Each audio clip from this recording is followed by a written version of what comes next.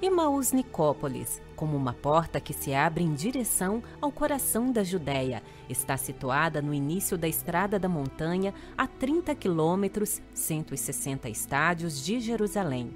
O local de Emaús, mencionado já no livro dos Macabeus, no século II a.C., encontra-se na planície de Cefelá, onde, segundo São Jerônimo, as montanhas da Judéia começam a se elevar.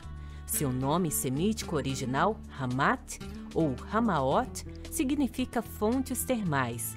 A aldeia árabe que foi destruída durante a Guerra dos Seis Dias, em 1967, tinha mantido o nome helenizado de Emaús sob sua forma árabe, Amuaz, desde o século VII. Na época romana bizantina, Emaús era descrita como um lugar com águas deliciosamente belas e é atestada entre as mais importantes cidades da Palestina por fontes históricas e arqueológicas, assim como pelos próprios peregrinos.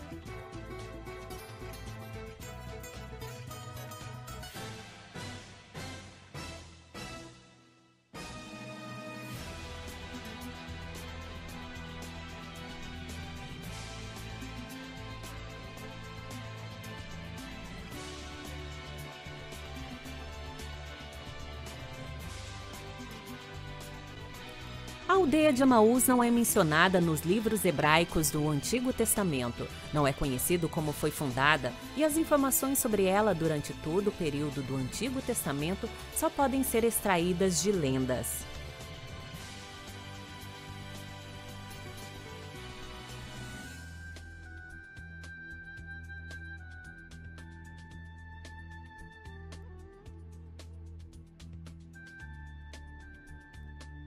Durante a conquista da Terra Santa, cerca de 1200 a.C., Josué lutou contra os reis de Canaã entre Gabaon e Azeca, perto da atual Emaús.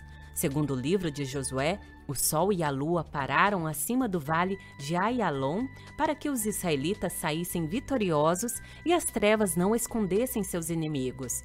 Josué dividiu a terra prometida entre as 12 tribos de Israel. E o território onde Emaús está hoje foi dado à tribo de Dan.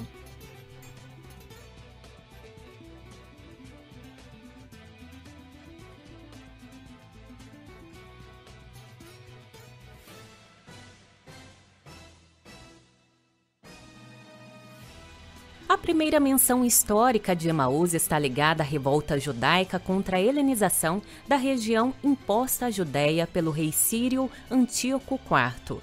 A revolta, que começou em 167 a.C., foi liderada por Matatias Asmoneu e seu filho Judas Macabeu, que vieram da aldeia de Modim, a 10 quilômetros ao norte de Emaús. Uma grande batalha colocou o exército de Judas Macabeus contra o exército dos Seleucidas, na planície de Emaús, onde os sírios tinham estabelecido seu acampamento.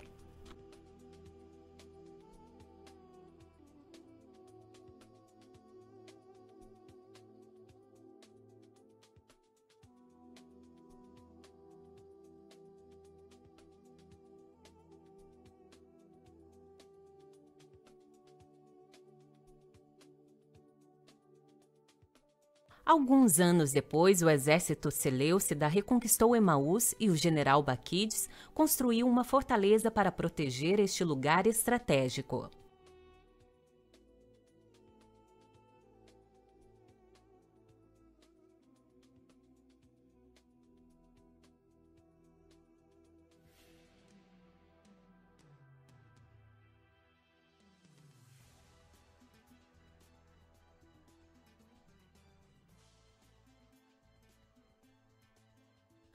Durante o primeiro período romano, anos 63, 4 a.C., Emaús se tornou um centro administrativo mais importante que Gézer, perto da Via Maris. Flávio Joséfo, o historiador judeu, menciona frequentemente esta localidade que proporcionou aos exércitos romanos as vantagens de sua situação geográfica.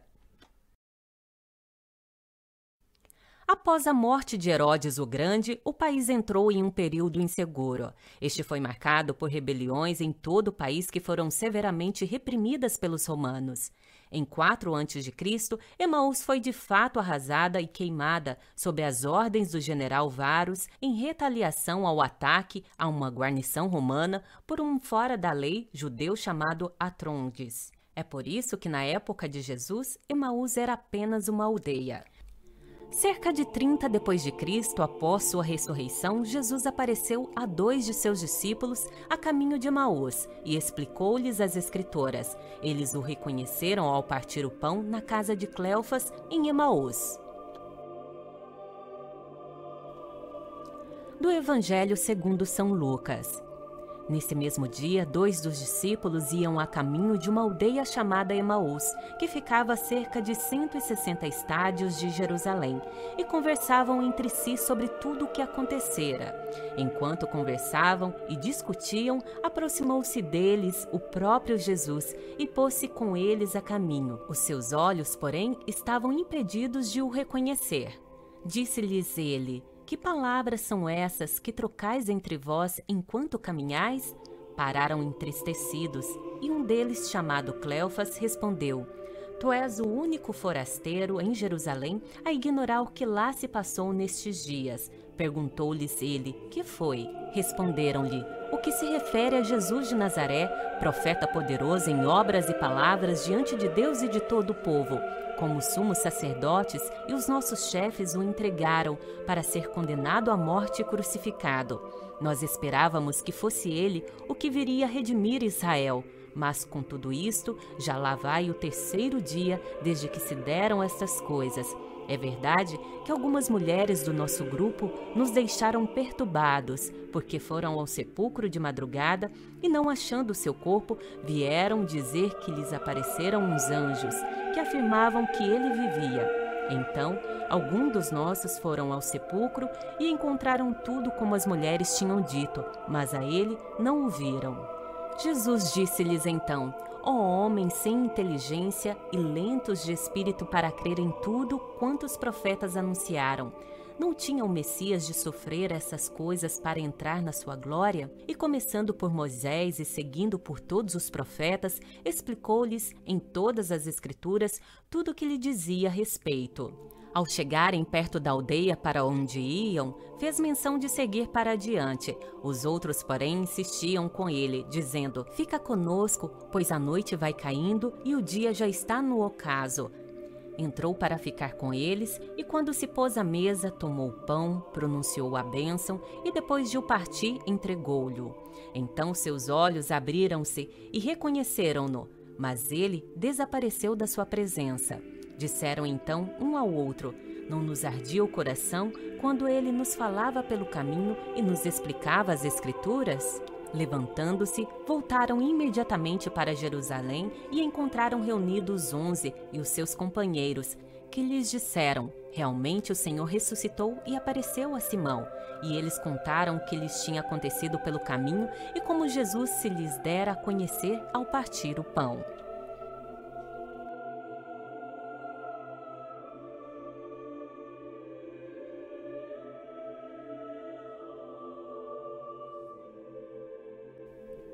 A maioria dos manuscritos antigos existentes do Evangelho de Lucas suporta a distância de 60 estádios ou 12 quilômetros entre Jerusalém e Emaús. No entanto, de acordo com vários manuscritos antigos do Evangelho, incluindo o Codex Sinaiticus, a distância entre Jerusalém e Emaús é de aproximadamente 160 estádios ou 30 quilômetros, o que corresponde à localização de Emaús-Nicópolis. Esta é a mesma distância que encontramos em algumas traduções latinas antigas, incluindo a Vetus Latina e a Vulgata, bem como em traduções aramaicas e armênicas.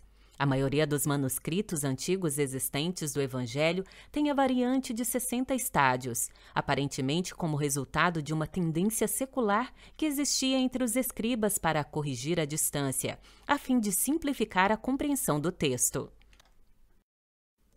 Já em 66 d.C., a vila cresceu e tornou-se o centro de uma toparquia. O Talmud menciona o mercado de gado de Emaús, onde figuras importantes da época costumavam se encontrar.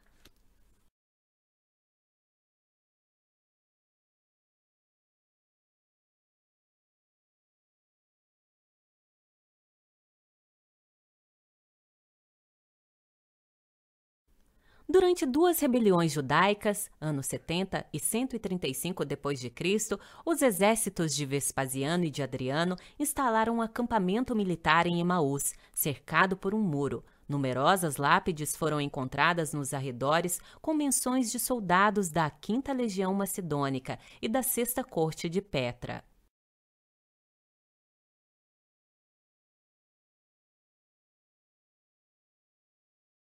Entre 221 e 222 d.C., lembrando o papel de Emaús na vitória dos romanos, o imperador Heliogábalo elevou Emaús à categoria de cidade a pedido dos habitantes deste lugar, que enviaram uma embaixada a Roma, chefiada pelo estudioso e escritor cristão Júlio Africano. Foi então que o lugar recebeu o nome de Nicópolis, a cidade da vitória, em grego.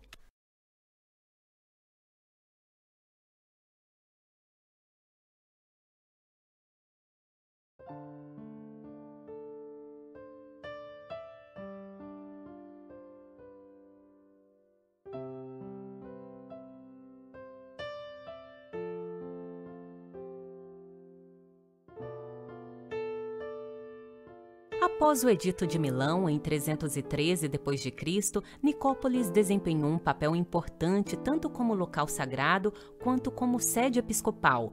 Pedro de Nicópolis é o primeiro bispo conhecido da cidade. Ele está na lista dos signatários do Concílio de Nicéia, 325 d.C.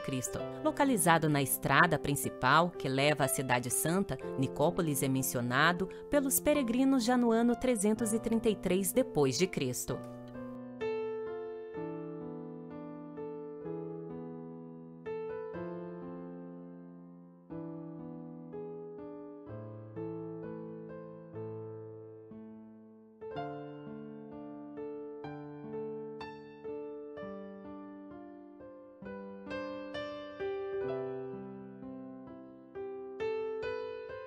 Durante o período bizantino, séculos V a VII, um vasto complexo eclesiástico, incluindo duas basílicas, uma pia batismal cruciforme e vários edifícios adjacentes, foram construídos em etapas. Peregrinos vinham aqui para venerar o local da casa de Cleofas, onde o pão havia sido partido, para banhar-se na fonte milagrosa, onde Jesus havia lavado seus pés, e para venerar as relíquias de São Cleofas, que foi martirizado em sua casa em Emaús.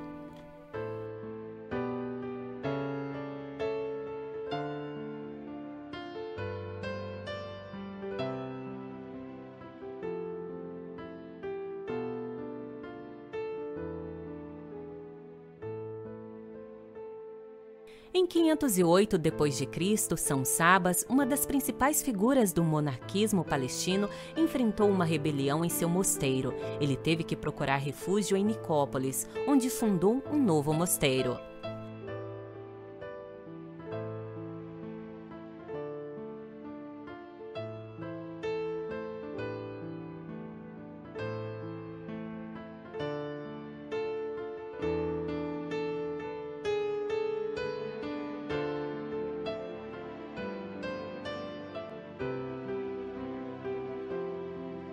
No início do período dos Omíadas, século VII d.C., os árabes reutilizaram o antigo nome Maús, transformando-o em Amuás. Segundo o geógrafo árabe medieval Al-Muqaddasi, por pouco tempo, a cidade foi um centro regional. No entanto, no ano 18 da Égira, 639 d.C., partindo de um dos poços, uma grande praga matou mais de 25 mil muçulmanos, levando a uma evacuação massiva da vila. Os muçulmanos, então, se mudaram para Lida, antes de estabelecer a cidade de Ramla. No entanto, os peregrinos ainda vinham numerosos para o santuário de Emaús.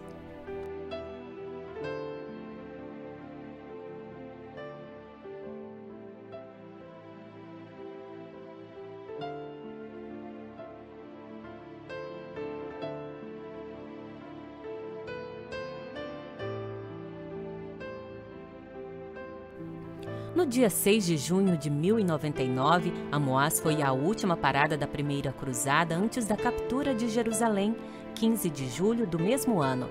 Segundo Alberto de Aquisgrão, historiador das cruzadas, o exército liderado por Godofredo de Bulhão estabeleceu ali o último acampamento de sua longa peregrinação.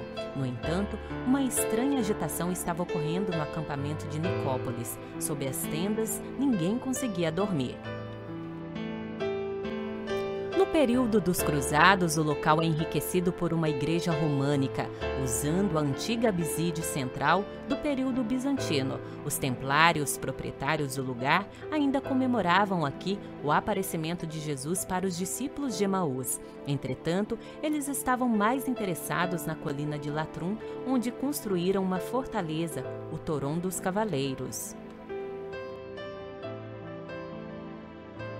Até o período cruzado, a distância dada no Evangelho entre Jerusalém e Emaús era de 160 estádios. Posteriormente foi revisada e começou a ser aceita como 60 estádios, 11,5 quilômetros. Assim, por volta de 1141 d.C., os peregrinos se dirigiram para uma outra aldeia chamada Cariat Enei-Nabi, a bíblica Cariat Yarim e a atual aldeia de Abu Ghosh, para venerar a memória de Emaús na Basílica Românica da Ordem dos Hospitalários.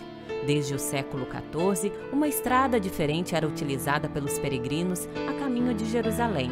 Esta mudança provocou o aparecimento de uma terceira Emaús em Qubeib, perto do Montjoie. Quanto à Igreja dos Cruzados de Amós, ela se tornou lugar para ultradevoção. Bonifácio de Ragusa notou em 1555 que em Amós o lugar e a igreja são chamados os Macabeus, pois é onde nasceram e foram enterrados após seu triunfo. Peregrino, você é livre para entrar nesta igreja e invocar os santos mártires. Mais tarde, foi venerada como local de sepultamento dos 7 irmãos macabeus, que foram mortos em Antioquia e declarados protomártires pela igreja. Esta devoção provavelmente veio da comemoração de Judas o Macabeu e prevaleceu até o final do século XIX.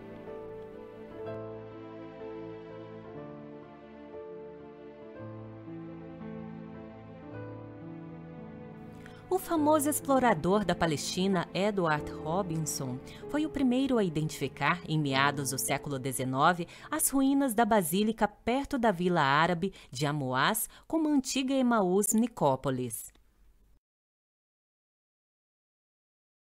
Entretanto, a restauração do local começou realmente em maio de 1878, quando Santa Mariam Bouard, uma carmelita de Belém, identificou os restos como sendo os do lugar onde Jesus foi reconhecido pelos 2 discípulos. Berthe d'Artigol, uma benfeitora do Carmelo, comprou o terreno para o mosteiro.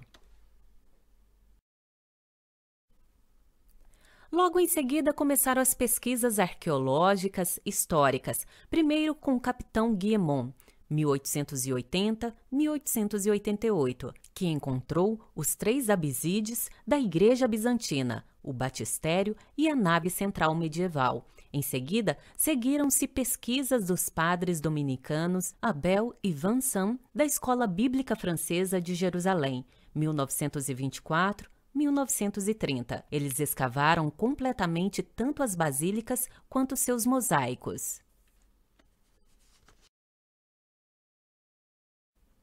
Em 1931, os padres de Betaram construíram um grande mosteiro que domina o local.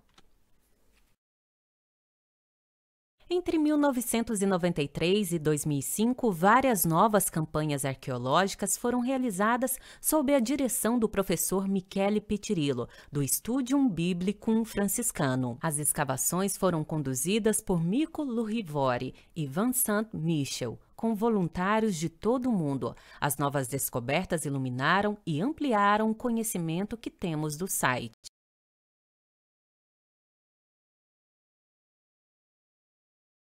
Desde 1993, a manutenção e a guarda do local de Emaús Nicópolis, propriedade do Carmelo de Belém, foram confiadas à comunidade católica das Beatitudes. Proveniente da renovação carismática, a comunidade foi fundada na França em 1973 por 2 casais. O nome da comunidade vem do Sermão da Montanha de Jesus. Bem-aventurados os pobres de espírito, porque deles é o reino dos céus. A comunidade reúne pessoas de todos os estilos de vida: sacerdotes, diáconos, casais, famílias, pessoas não casadas e religiosos. Todos eles vivem juntos, compartilhando seus bens, orações, particularmente a adoração ao Santíssimo Sacramento e a vida litúrgica e seu trabalho. Várias dezenas de casas da comunidade existem em todo o mundo. Desde suas origens, a comunidade tem estado próxima ao povo judeu. A comunidade está presente em Israel desde 1975. Viemos aqui para trabalhar pela compreensão mútua e a reconciliação entre judeus e cristãos. Acolhemos qualquer pessoa que queira visitar e rezar no local.